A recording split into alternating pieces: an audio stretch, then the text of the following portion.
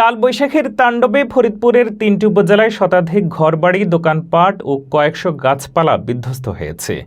ঝড়ের পর থেকে অনেক এলাকায় বিদ্যুৎ সংযোগ বন্ধ রয়েছে। বৃহস্পতিবার সন্ধ্যার দিকে ফরিদপুর সদর, বোয়ালমারী ও আলফাডাঙ্গা উপজেলায় কয়েকটি ইউনিয়নের উপর দিয়ে এই কালবৈশাখী বয়ে যায়। ঝড়ে এসব ইউনিয়নের ১২ থেকে ১৪টি গ্রামের ঘরবাড়ি, গাছপালা, ফসলের ক্ষেত ক্ষতিগ্রস্ত হয়েছে। কয়েকটি এলাকায় গাছপালা রাস্তায় পড়ে যাওয়ায় চলাচলও ব্যাহত হয়। পরে ফায়ার সার্ভিসের কর্মীরা সেগুলো সরিয়ে যান চলাচল স্বাভাবিক করেছেন। এতে বেশ কিছু বাড়িঘর, গাছপালা ক্ষতিগ্রস্ত হয়েছে। অনেক জায়গায় বাড়ির বিদ্যুতের মিটার ও চালের টিন উড়িয়ে নিয়ে গেছে ঝড়। প্রায় ১৫ মিনিটের ঝড়ে গ্রামের বিভিন্ন প্রজাতির ৫ শতাধিক গাছপালা ভেঙে গেছে। ঝড়ে অনেক ঘরবাড়িও লণ্ডভণ্ড হয়ে গেছে বলে জানান তিনি। রূপাপাত ইউনিয়ন পরিষদের চেয়ারম্যান মোহাম্মদ মিজানুর রহমান বলেন, আমার ইউনিয়নের বেশ কয়েকটি গ্রামে কালবৈশাখীর আঘাতে ঘরবাড়ি, গাছপালা, ফসলের ক্ষেত লণ্ডভণ্ড হয়ে গেছে।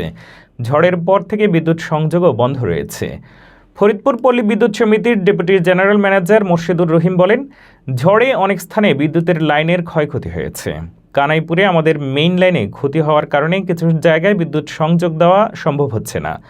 তাছাড়া বোয়ালমারীর জয়পাশা, মইনদিয়া এলাকায় বিদ্যুতের পিলারও পড়ে গেছে। আলফাডাঙ্গার কয়েকটি জায়গায়ও বেশ ক্ষতি হয়েছে। বিদ্যুতের কর্মীরা মাঠে কাজ করছে জানিয়ে তিনি বলেন, অনেক জায়গায় গাছপালা পড়ে বিদ্যুতের লাইনের ক্ষতি হওয়ায় বিদ্যুৎ সংযোগ চালু করতে বিলম্ব হতে পারে। এ ব্যাপারে ফরিদপুরের জেলা প্রশাসক মোহাম্মদ কামরুল আহসান তালুকদার বলেন, ঘূর্ণিঝড়ে ক্ষয়ক্ষতির প্রকৃত তথ্য আমরা এখনও পাইনি। তথ্য সংগ্রহে কাজ করছি। ক্ষতিগ্রস্তদের জেলা প্রশাসনের পক্ষ থেকে পুনর্বাসন ও আর্থিক সহযোগিতা করা হবে বলে জানান জেলা প্রশাসক।